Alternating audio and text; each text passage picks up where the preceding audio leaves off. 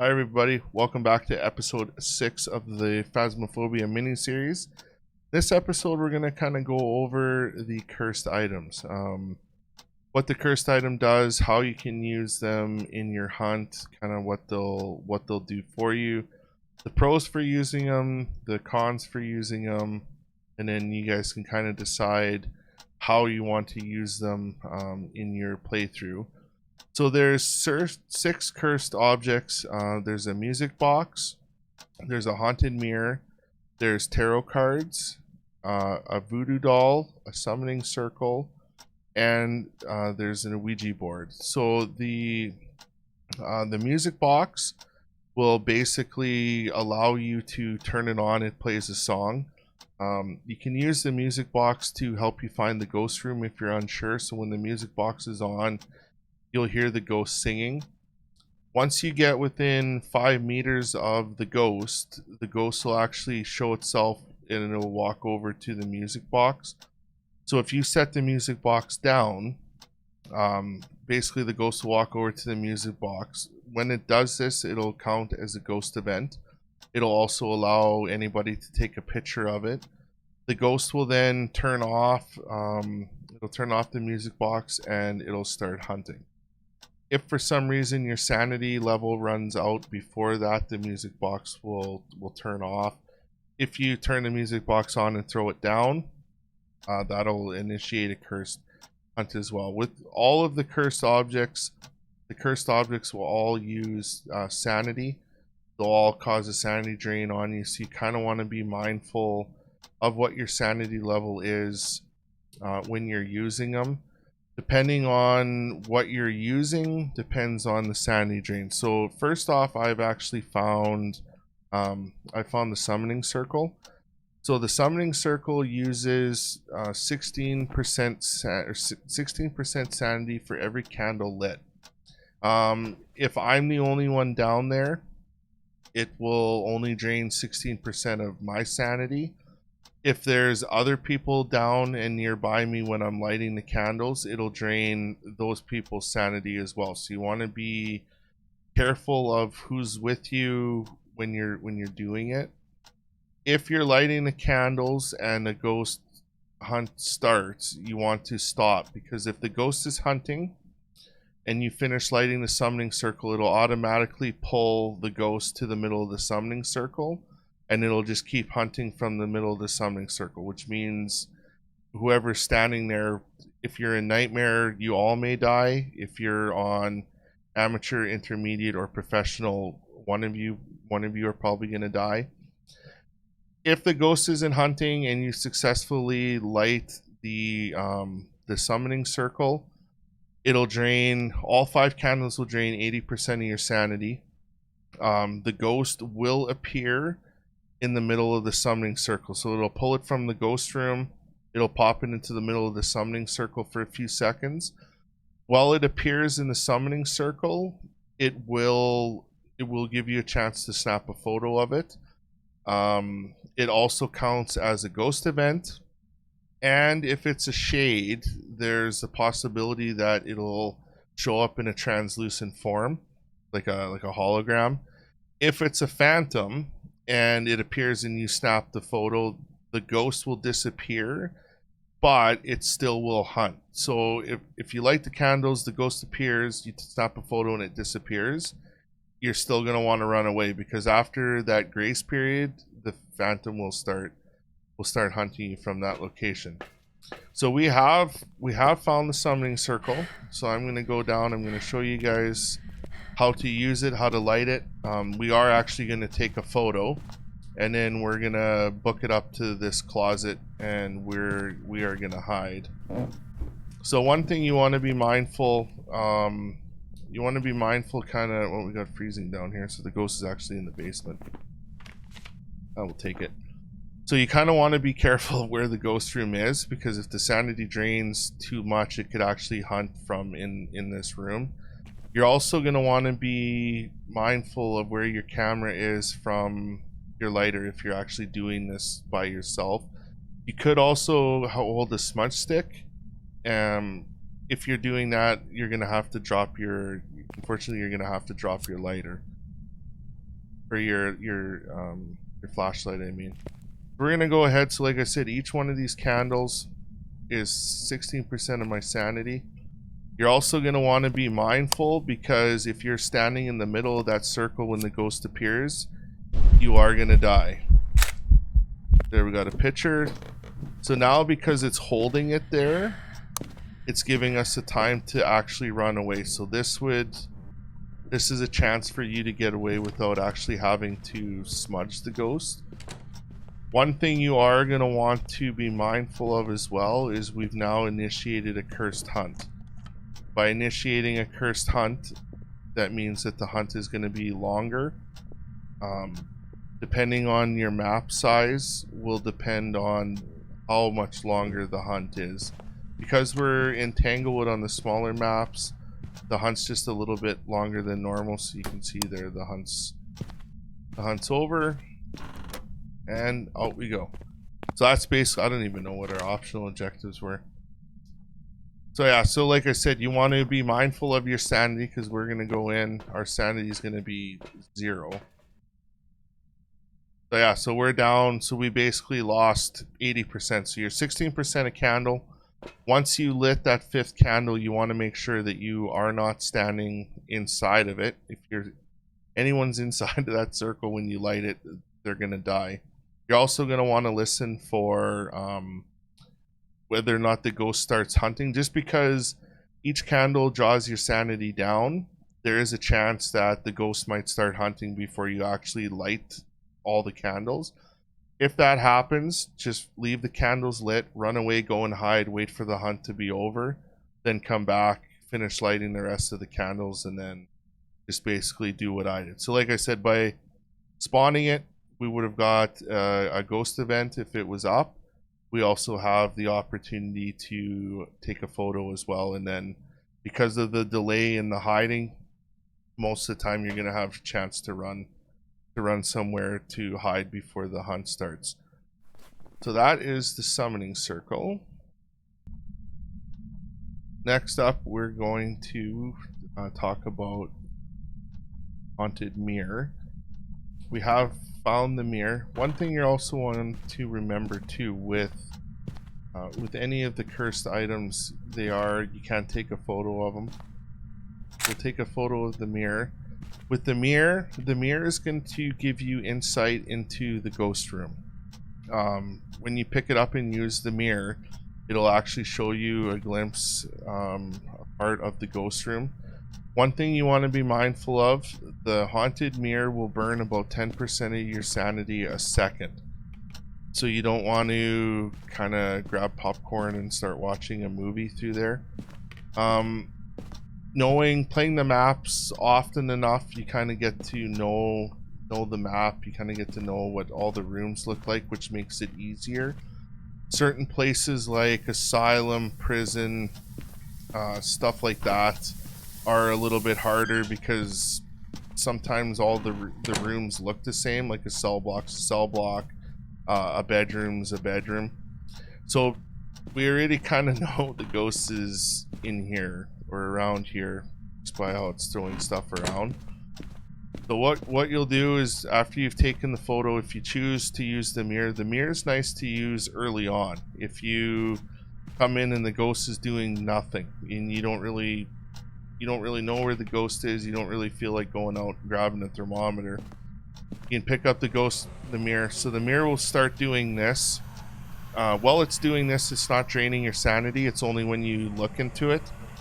By hitting right click on the mouse, it'll bring the mirror up and you'll start looking at it. You hit right click again, it'll set the mirror down into this position. You do want to be mindful though that you do have enough sanity. Like I said, you're losing about 10% a second. If you don't have enough sanity, or you run out of sanity, the mirror will break. Once the mirror breaks, the ghost will start a cursed hunt. So I'll show you kind of how to use the mirror to find the ghost, and then this ghost is busy.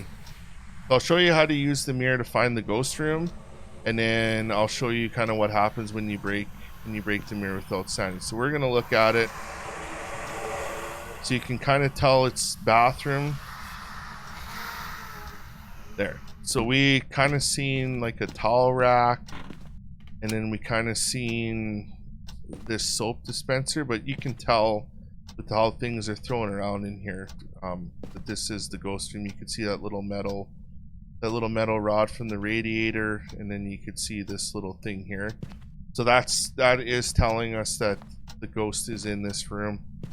If you're playing intermediate or amateur, the ghost won't move from this room.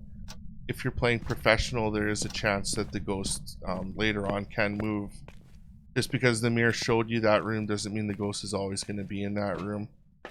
So just that little bit that we used the mirror, my sanity went from 98% to 64. So you do want to be very mindful of your sanity when you're using it.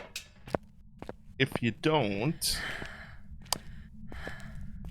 if your sanity runs empty, we'll grab the mirror, we'll come and hide in here.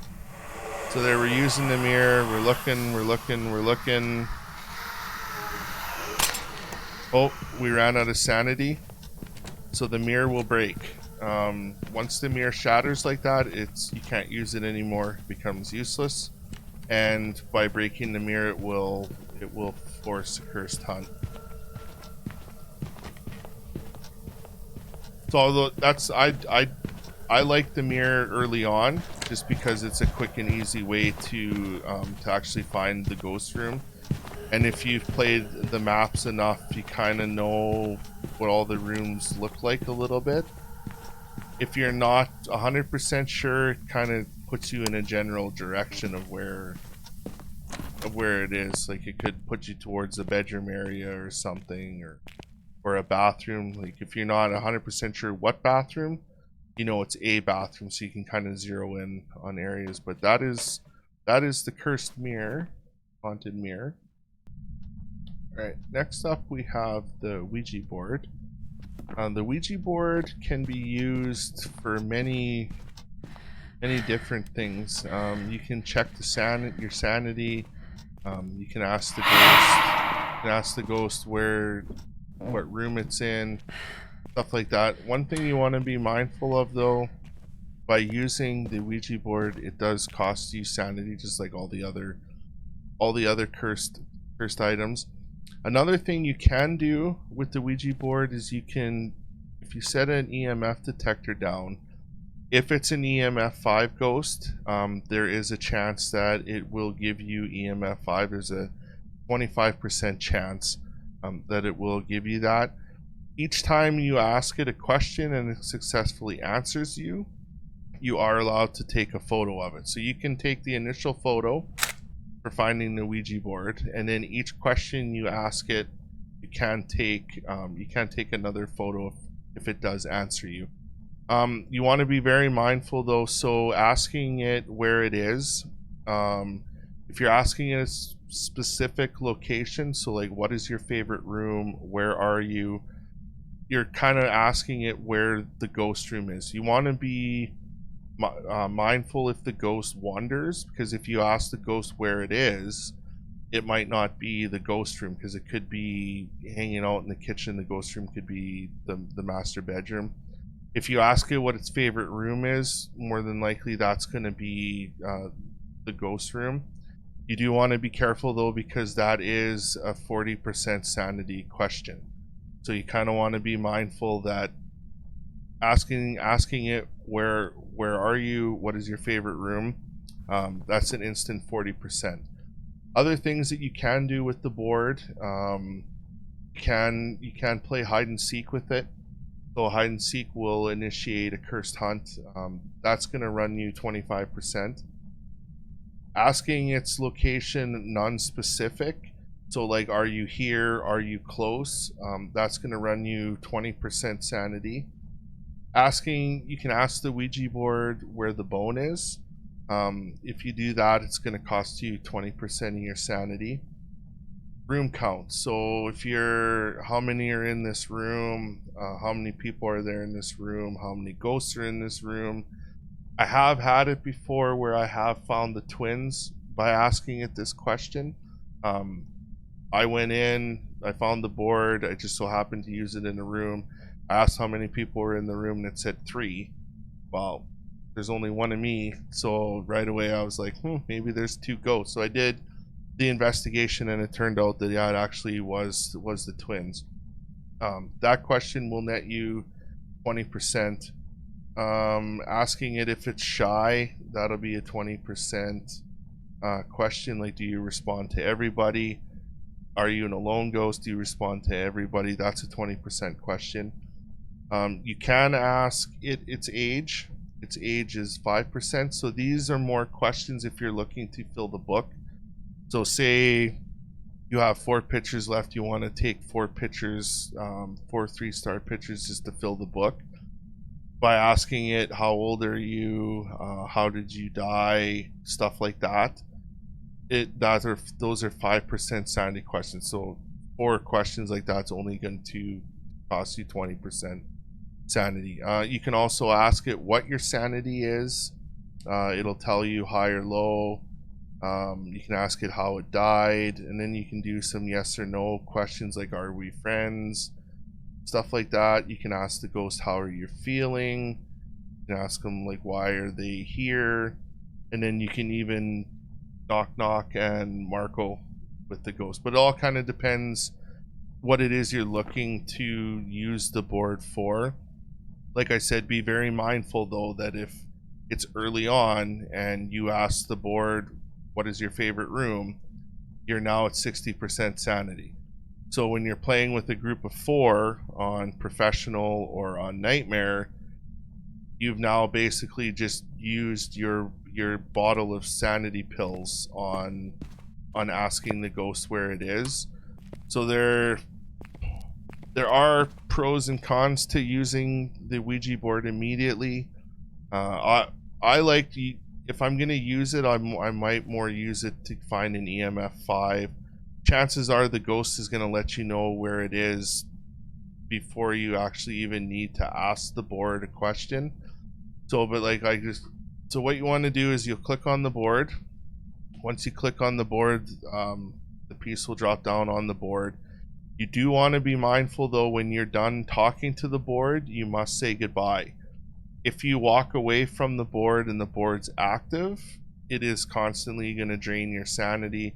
Eventually the board will break and a cursed hunt will begin.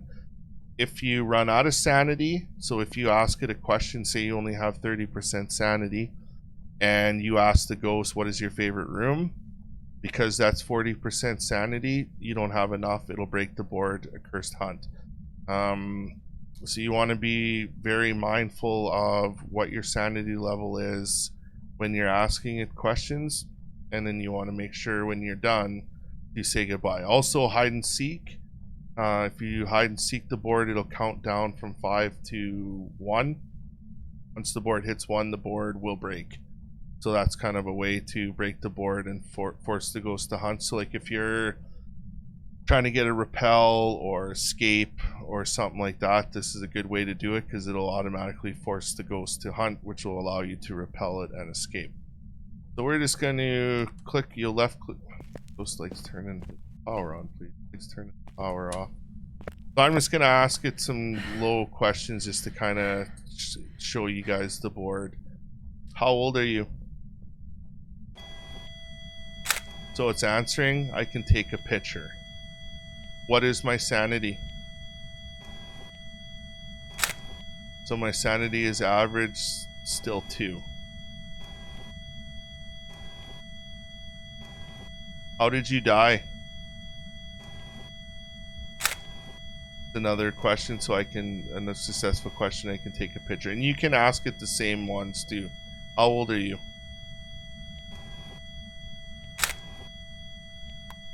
Goodbye. There. So as we didn't get an EMF 5, so that doesn't necessarily mean that it's not an EMF 5 ghost.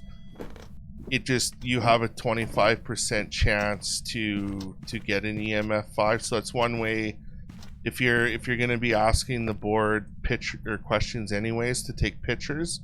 If it's early on and you have an EMF detector, you might as well lay it down, because there is a chance that it could give you EMF 5. So then you'll see here, so basically just that little bit, I got 5 3-star pictures. So I got 1 picture for the board, and then each successful question that I asked it, I got another 3-star picture. So we'll just quickly go and take a look. So I asked it four questions. So the 4 questions put me down 20%. So because I'm sitting so low as it is, that there's a chance that this ghost is a sanity drainer, which is kind of more along the lines of like a URA, stuff like that. So because I was in the light, so those are also kind of little things that you can look for. But yeah, that's 4 just basically low sanity questions, and that's how much. Asking it where the ghost room is, what its favorite room is, that would have put me almost at hunt. So that is the Ouija board. All right, so for the music box kind of works the same way. The music box will drain your sanity just like everything else. The music box will, if you're not sure where the ghost room is, if you play the music box, you will start hearing the ghost singing. The ghost will sing along to the music box, which will kind of help you pinpoint where exactly the ghost room is. You can take a picture of it. You will get a photo thing. Trying to read.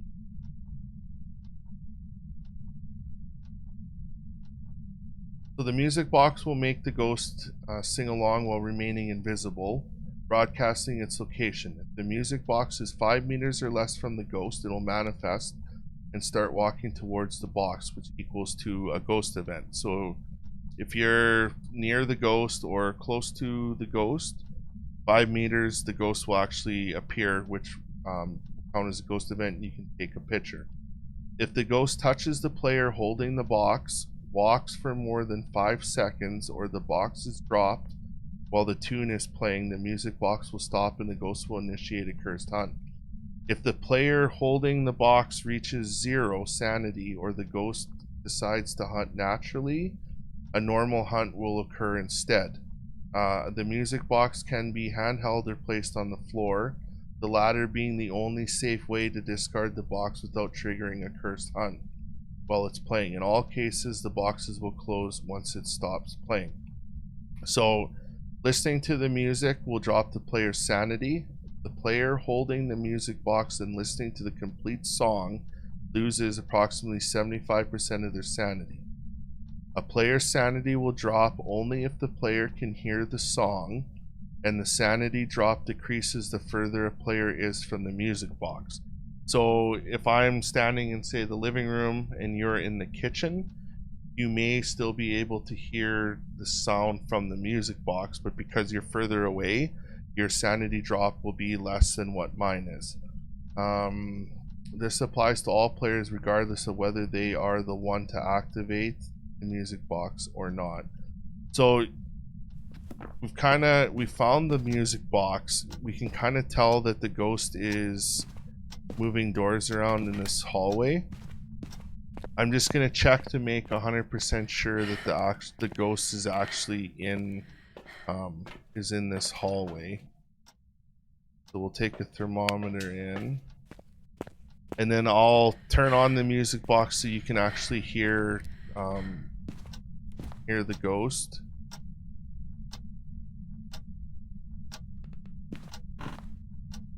We're getting cold temp. Still think it's in this hallway.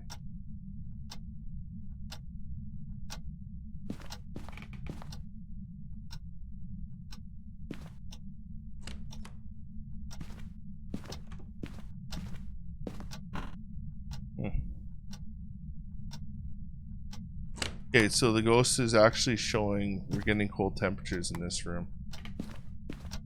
So what we're gonna do is this is a hiding spot. So yeah, once once you just, if you play it, the music box, it'll play the sound. And then what they're referring to, so if the music box is playing and we're walking towards it, we're gonna try to be getting a ghost event.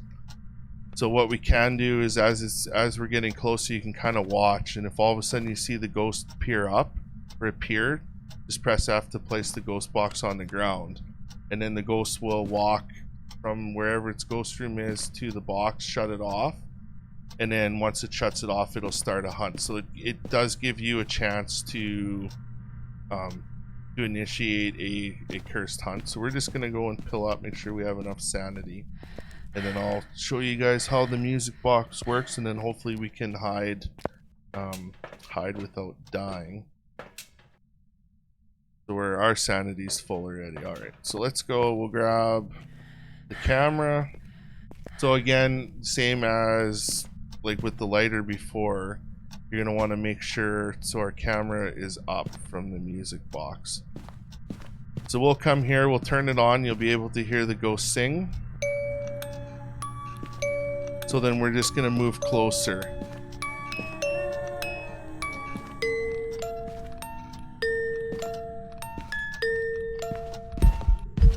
So there we go. Take a picture. And it actually got me because I had my flashlight on. But that's how it'll work. So you can hear how the song the ghost is singing along. Once it actually, you get close enough to the ghost will actually appear, will come out, it'll turn off the music box. In that time, you do have time to take a picture of the ghost, and it will count towards the ghost photo, and if you're lucky you can get away and hide. Unfortunately there I wasn't, but that's the music box. Alright, next up we have the doll. So the doll, same as every other cursed item, you can take a photo of it. It will count towards a 3-star photo. Take a picture, check the book. There you can see it does count as a 3-star. The Voodoo Doll is basically used for forcing interactions. So you'll notice there's different pins all over the Voodoo Doll. There's 10 different pins. Each pin will drain 5% of your sanity. Kind of works the same as all the other cursed items as far as sanity goes. The only exception is the heart pin. So if you push the heart pin will take 10% of your sanity, and it'll force a cursed hunt. Also, if a pin goes in and you don't have enough sanity, so say if you're at 7% and you push a pin in, and then you push another pin in, because you were at 7, it's going to cost you 10. If at that point that happens, all of the remaining pins will get pushed in and a cursed hunt will also occur. But the Voodoo Doll it can be used to force the ghost to give you an interaction. So if you're not 100% sure of where the ghost is, it's kind of a good way to find out. Or if you know where the ghost is, say you have the ghost room and it's just not doing anything, pushing in a pin will allow you for the ghost to interact with something. I could give you an EMF 5, it could give you dots, it could write in the book possibly. So it does give you a chance to get some evidence. Or like I said, if you're not sure where the ghost is, it does give you a chance to kind of find an interaction. So I'll just kind of show you quickly how it works. We're full sanity. So there, a pin went in, that should be 5%. Another pin went in, that's 10. So yeah, so basically, I don't know where the ghost room is, but that'll be kind of what it does. So the pin goes in, it'll force it to interact. It'll give either an interaction in the room itself, or it'll allow you to get an EMF 5. It'll write in the book, it'll walk through the dots. And then eventually, like I said, if you push in the heart pin, that's 10%. Or if you don't have enough sanity for the actual pin, it'll push all the remaining pins in, and it'll force a hunt. So we'll just go out. I pushed in a couple pins, so we'll just go out and take a look at it where our sanity is, so you guys can see that. So yeah, so 2 pins, I'm down to 85, so 10% of my sanity. But then you can see the activity board. So every time I was pushing in a pin, the ghost was interacting with something. So like I said, it's a tool that you can use to find the ghost room, or it's a tool that you can use to get it to do something with your equipment inside of the ghost room, and it doesn't really cost a lot of sanity. So as long as you make sure your sanity level is high enough, if you're lucky enough to push in a few pins without drawing the heart pin, then that's the way to get interactions. But that is the Voodoo Doll. And then lastly, we have the tarot cards, and these are my absolute favorite. For anybody that's played Phasmo with me, if we have the tarot cards, I do use them. I absolutely love using them. They're a little bit different than all the other cursed items. So there's kind of a possibility for good and bad to come from the cards. So we'll just bring them in the closet here. We'll kind of quickly just go over the different cards, what the different cards do, and kind of what to expect from them. So there's 10 possible different cards. So the sun, if you draw the sun card, it instantly replenishes your sanity to 100%. If you draw the moon card will instantly drop your sanity to 0. The tower causes the ghost to do an interaction, so something in the room, a picture, it'll move something. There's a 20% chance that card will be drawn. Wheel of Fortune has 2 possibilities. So if you draw a Wheel of Fortune card, if it burns green, that means you get 25% sanity. If it burns red, you lose 25% sanity. And there's a 20% chance of that card. The Devil card, it triggers a ghost event. So it'll either appear, it'll give you a red light. One of the ghost events will come from drawing the Devil card. There's a 10% chance that the Devil card can be drawn. The 6th card that could be possibly drawn is the High Priestess. The High Priestess has a 2% chance to be drawn, and this is basically a get out of jail free card. So if you or anybody in your party is dead, by drawing the High Priestess card, they will instantly be brought back to life. If you or everybody else is alive and you draw the High Priestess card, the High Priestess card will basically stack. So it'll basically won't be consumed, it'll stack on you. If at any point during the hunt one person in your party dies, that person will instantly be brought back to life and the High Priestess card will be consumed. The next card that could be drawn is the Hangman. Drawing the Hangman card instantly kills you.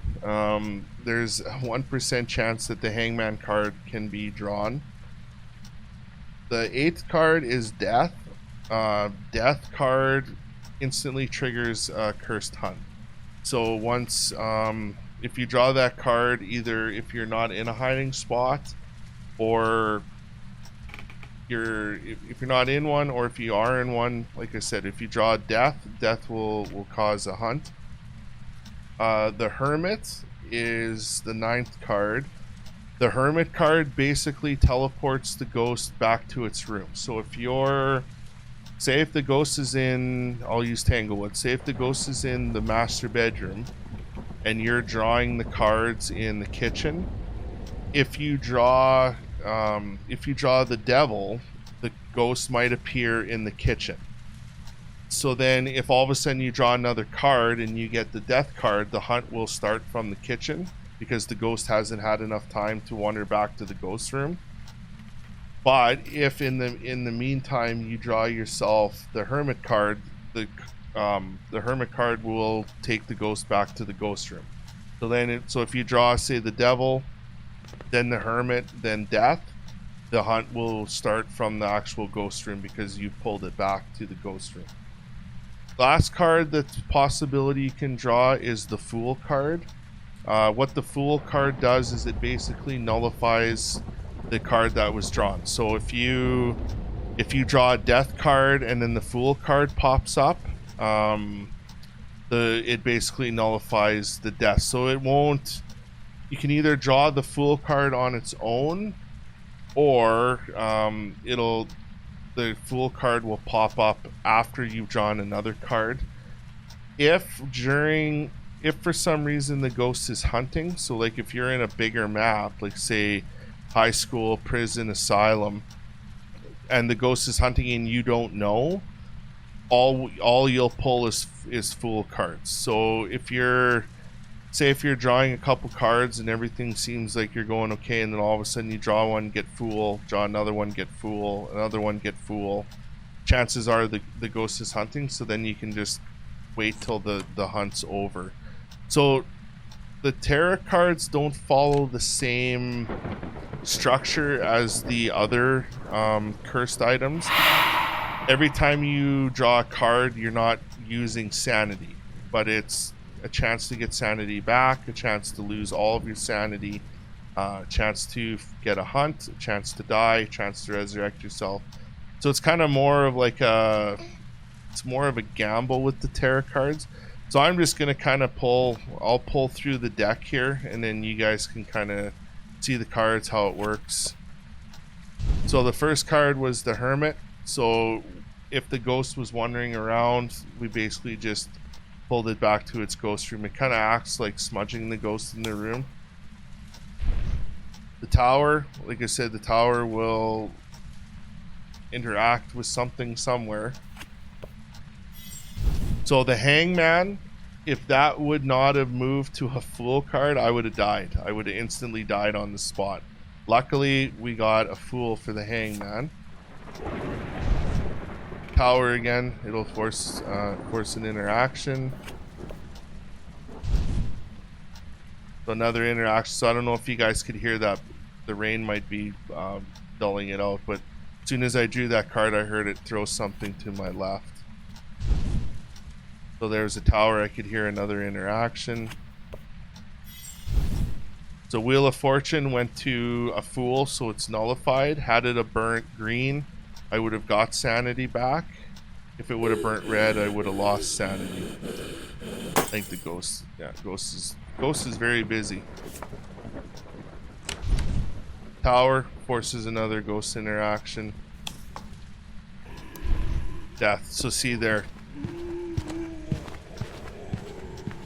Now it's going to be a cursed hunt, so we'll just wait till the hunt's over. So if I were to draw this card now in the deck, it would instantly go to a Fool card.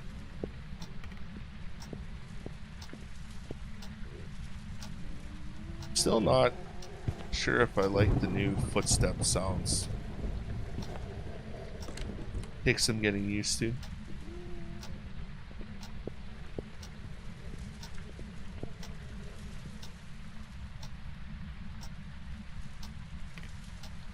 Alright, so I think the hunt's over. So the last card is an interaction. So yeah, so that's kind of how the tarot cards work. Like I said, the same as every other cursed item. You can take a picture of it, and it will count towards. I don't know if I did or not. Yeah, it will count towards a 3-star photo that you'll get money for at the end. So every time you find a cursed item, make sure you take a picture, and then, like I said, you'll kind of learn as you go through what cursed items you like, what you don't like, what works best for you to use in the beginning of your hunt. Maybe some don't work at all for you. So it's just something to kind of play around, but be mindful. All of them but the tarot cards will use your sanity. So be mindful of that, especially if you're playing with other people, because immediately losing a whole bunch of sanity could jeopardize your investigation further down the road. So play around with them, find out what works for you, what doesn't work for you, and in the comments below, feel free to let me know what your favorite cursed item is, or if you've got a cursed item story you'd like to share. Thank you for watching. If you like, drop a like. If you dislike, drop a dislike, and we'll hopefully see you around for the next one. Have a good day. Bye for now.